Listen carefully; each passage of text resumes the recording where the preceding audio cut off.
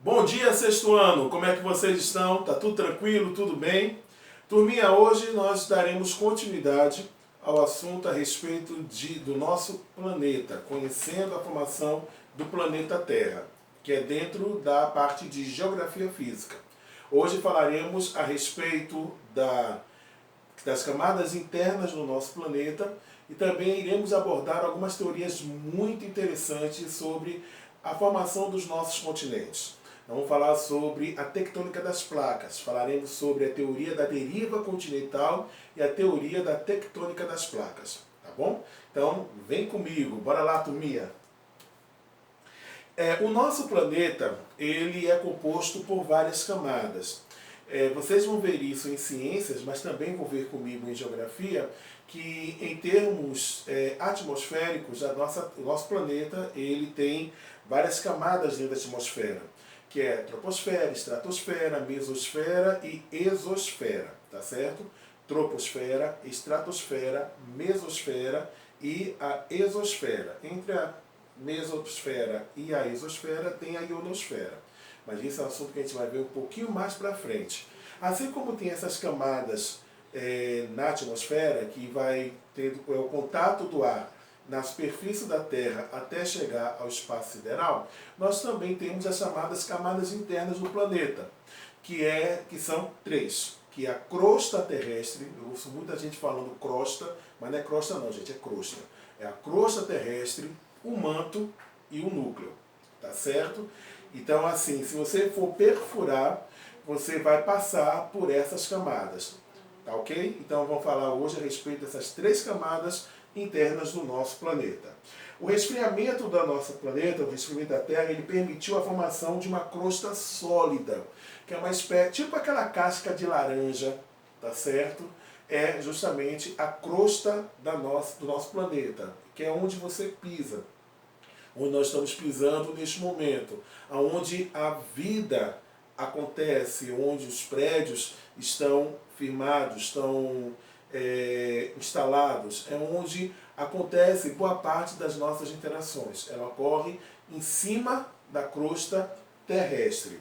Mas, se você perfurar, você vai encontrar uma outra camada que é o manto. Mas vamos falar a respeito um pouco mais sobre a crosta. Como ela é composta? Aqui está vendo o desenho ele está mostrando as três camadas. Aqui é o nosso planeta, tá certo? Aí você observa que aqui nós temos a crosta da Terra, nós temos o manto, e aqui nós temos o núcleo externo e o núcleo interno. Pode passar. A crosta é composta por rochas em estado sólido. Aí vocês podem estar aí assim, oxe tio, mas existe rocha em estado líquido? Existe. Existe rocha em estado líquido, existe rocha em estado pastoso, existe. É o que nós vamos estar vendo hoje, tá certo? Além de estar no estado sólido, ela compõe a camada mais externa do nosso planeta. A espessura da crosta terrestre, meninos, ela é variável, vai depender justamente de qual ponto do nosso planeta está localizada essa crosta. Porque nós temos a chamada crosta terrestre continental e a crosta terrestre oceânica. A crosta oceânica, também chamada de assoalho oceânico, é o chão que fica coberto pelas águas dos oceanos, tá certo? E é justamente no chamado assoalho oceânico que a crosta da Terra ela é mais fina, ela é menos espessa. Ela tem em torno de 7 quilômetros de espessura, certo? 7.000 metros de espessura.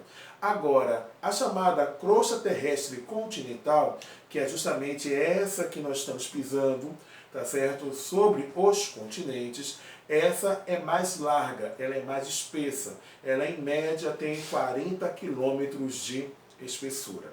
Então, repetindo, a crosta é a parte mais superficial, é a camada mais superficial que nós temos da Terra. Ela é composta por rochas sólidas e tem uma espessura variável, sendo mais fina no assoalho oceânico, chamado de crosta terrestre oceânica, e mais espessa nos continentes, tá certo? Sobre os continentes, a chamada crosta terrestre continental. Vamos agora para o manto. O manto ele já é formado por rochas em estado liquefeito, ou seja, são rochas que estão em estado pastoso. Então, lembrados que o tio falou que existe possibilidade sim de rochas serem líquidas ou serem pastosas? Tá aí, justamente no manto a gente encontra. Oxe, tio, mas como é que consegue acontecer isso? Como é que as rochas elas podem ficar pastosas ou podem ficar líquidas? Assim como acontece com a água, que ela tem 3 estados, não existe? Vocês aprenderam isso lá no Fundamental, anos iniciais? Os 3 estados físicos da água. A água pode estar no estado líquido, que é o que a gente mais conhece, mas ela pode estar no estado sólido, que é o gelo, ou pode estar no estado gasoso, que é o vapor d'água. A mesma coisa acontece com relação à questão das rochas, porque as rochas elas são compostas principalmente por minerais. E cada um desses minerais ele tem a depender da temperatura, ele pode ter o seu estado físico alterado.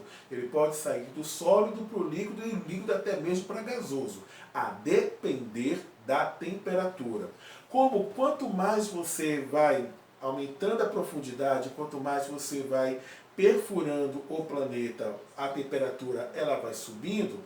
Quando você passa da crosta terrestre, ou seja, você passa de 40 quilômetros, se você estiver no continente, de profundidade, ou se você estiver no oceano a 7 quilômetros de profundidade, você vai encontrar uma massa pastosa, que é justamente o manto, que é muito largo, meninos. O manto ele tem 2.850 quilômetros de espessura. E essa rocha pastosa é o magma. Nós podemos observar o magma aflorando na Terra, sabe aonde? Quando um vulcão ele entra em erupção.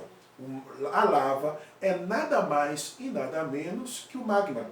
Quando ele consegue sair do manto e ele atravessa a crosta terrestre e consegue chegar na superfície do nosso planeta.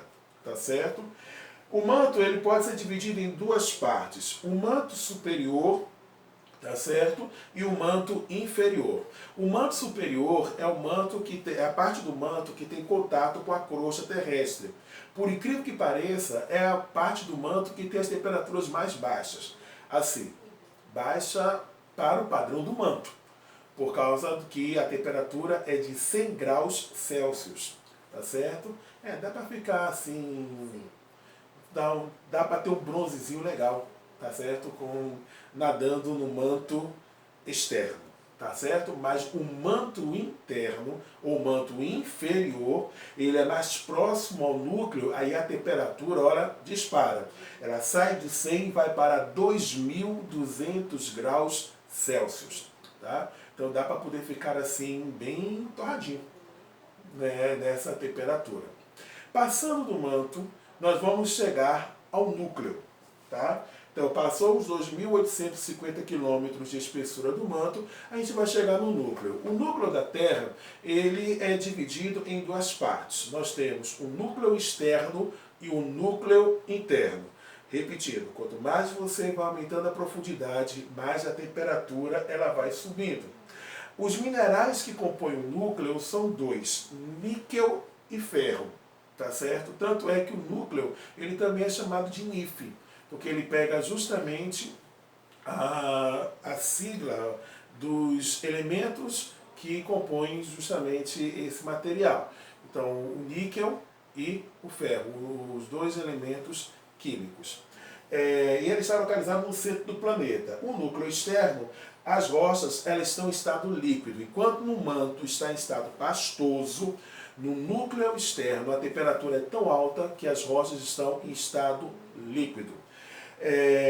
Então, a profundidade de 2.890 quilômetros, podendo se estender até 5.150 quilômetros de profundidade. Temperatura média do núcleo externo da Terra, 3.500 graus centígrados, 3.500 graus Celsius, tá certo? É a média da temperatura do núcleo externo da Terra. E aí depois do núcleo externo nós temos o núcleo interno. E aí, galera, tem um dado que é bastante legal, muito interessante a respeito do núcleo interno. Porque pelo que nós vimos até agora, a parte sólida é a crosta. Aí quando você chega no manto, aumentou a profundidade, aumentou a temperatura, então as rochas elas vão ficando o quê? Vão ficando aquecidas, e aí vão mudando o seu estado físico. Chega no manto, a rocha já está em estado pastoso, ou seja, está na transição do sólido para o líquido. Aí você aumenta ainda mais a profundidade, consequentemente aumenta mais a temperatura. Quando chega no núcleo externo, você vai ter a rocha no estado líquido. Mas agora, quando você chega no núcleo interno, a rocha vai estar no estado sólido.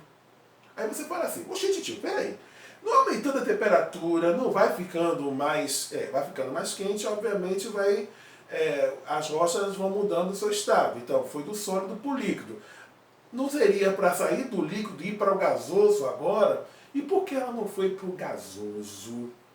Não foi para o gasoso por uma razão.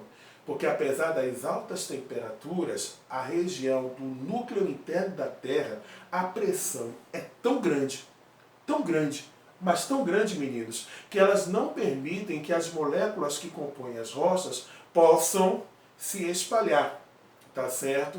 Como acontece, por exemplo, com as moléculas da água, quando elas recebem uma grande quantidade de calor, que aí sai do estado líquido para o estado gasoso. Porque no estado gasoso, as moléculas elas ficam bem agitadas, uma bem afastada da outra.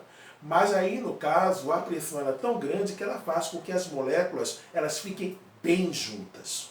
Então, apesar da alta temperatura, as moléculas elas ficam muito próximas. E ao ficar muito próximas, elas fazem com que as rochas fiquem com a consistência sólida. Tá certo? O núcleo da Terra, o núcleo interno da Terra, ele é sólido. Agora, ele é extremamente quente. A temperatura é de 5.000 graus Celsius. A profundidade gira entre 5.150 até 6.370 quilômetros. Turminha, o núcleo interno da Terra, ele só é um pouco mais frio que a superfície do Sol. Porque a superfície do Sol é de 6.000 graus. Então o núcleo interno da Terra tem 5.000 graus. Ou seja, é apenas 1.000 graus mais frio que a superfície da nossa estrela, da superfície do Sol. Será que é quente lá? Vamos lá. E aqui tem um desenho mostrando como se a gente pudesse chegar e fazer o corte do nosso planeta. Vocês veriam, no caso, a camada. Tá certo? É igual tipo o ovo. Quando você pega o ovo cozido, não tem ovo cozido? Isso. Aí o ovo cozido, aí você tem a casca do ovo, aí você tem a clara e você tem a gema. Quando você chega e corta o ovo cozido, a parte da casca do ovo cozido seria sendo equivalente à terra, seria a crosta da terra. Quando você pega a clara do ovo cozido, aquela parte bem branca, ali é o manto. E a gema do ovo, que é a parte amarelinha, aquela bolinha amarelinha, seria o núcleo da Terra. Então, se nós pudéssemos cortar o planeta, nós teríamos justamente isso. Nós teríamos a crosta, logo depois o manto superior, o manto, que é também chamado de manto inferior, núcleo externo e, por último, o núcleo interno. Eu acho que vocês devem estar perguntando assim, tio, alguém já conseguiu chegar no núcleo da Terra? Não, ninguém conseguiu chegar no núcleo do nosso planeta. Já fizeram filmes falando a respeito disso, tem um filme muito massa que eu recomendo que vocês assistam, que é Núcleo, Viagem ao Centro da Terra.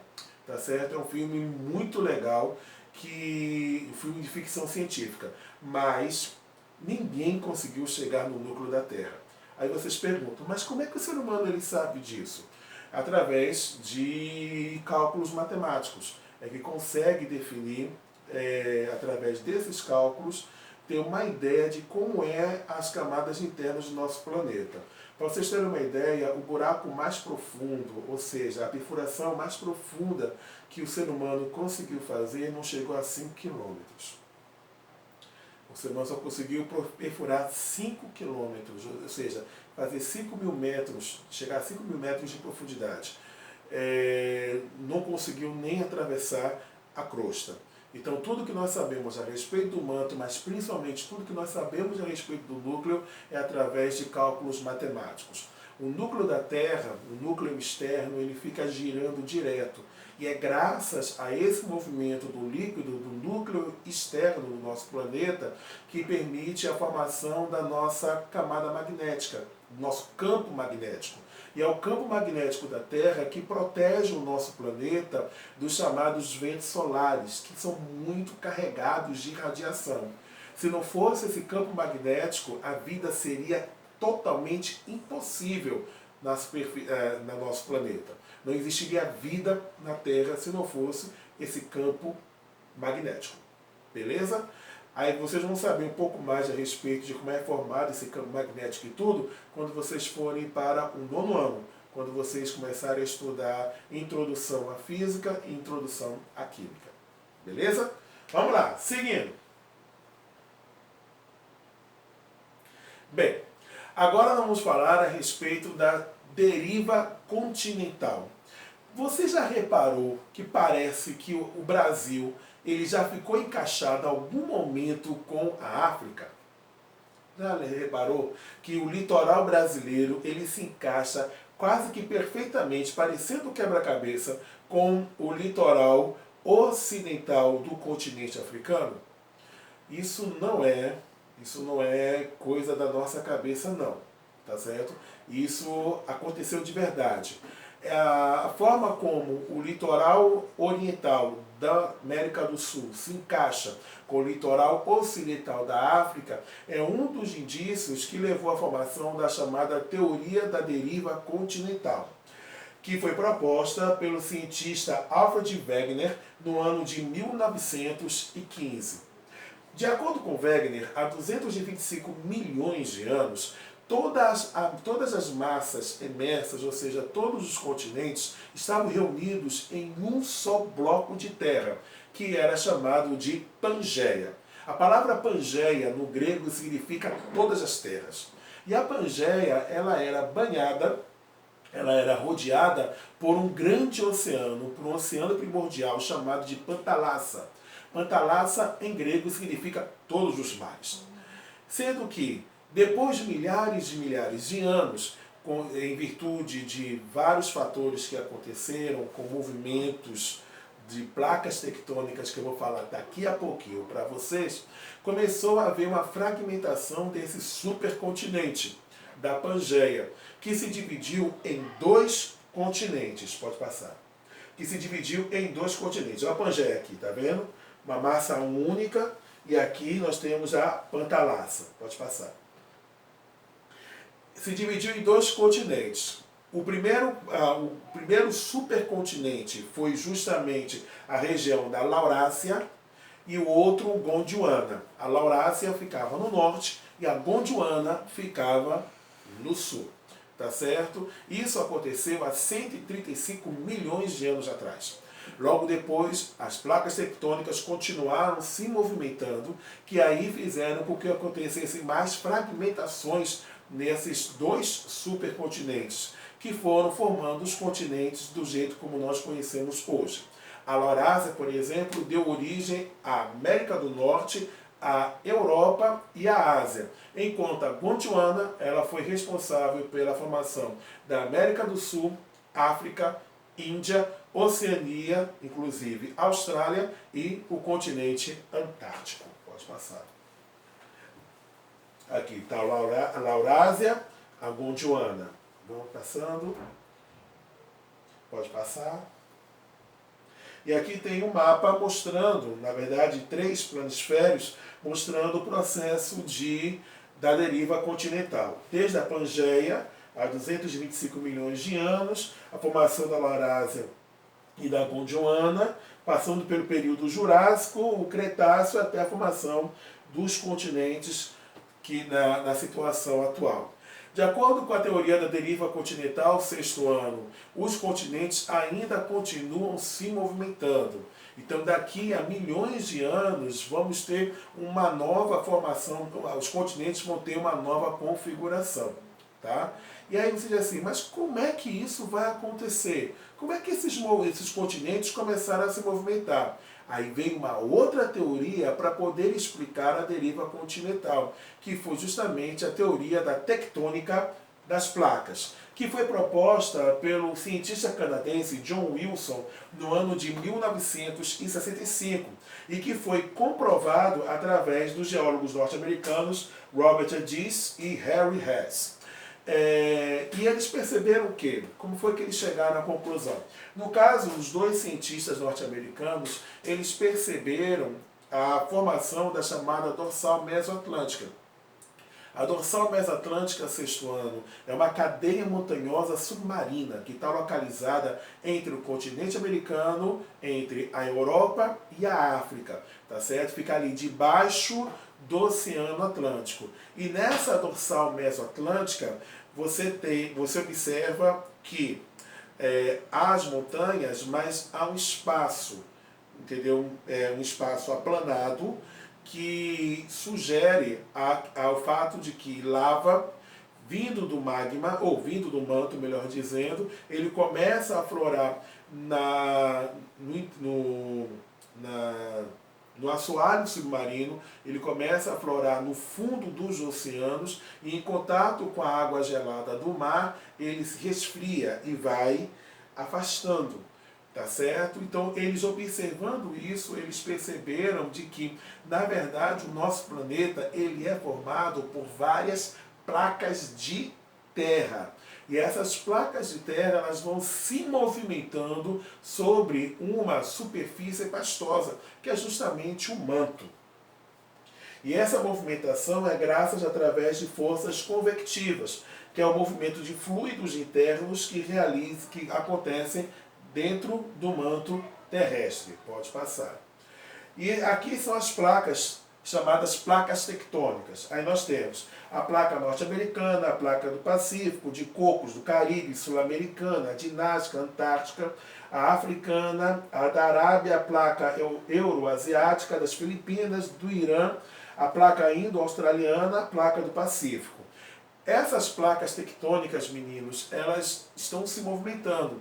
Neste momento, enquanto você está assistindo essa aula, tem uma placa que é a placa sul-americana, que é a placa onde está o nosso território brasileiro. Essa placa está se movimentando, só que a gente não percebe, porque essas placas elas se movimentam muito devagar. Então, por exemplo, a placa sul-americana ela está se afastando da placa africana. Então, a cada ano que passa, nós estamos nos afastando da África. Da mesma forma como a placa norte-americana, ela está se afastando da placa euroasiática.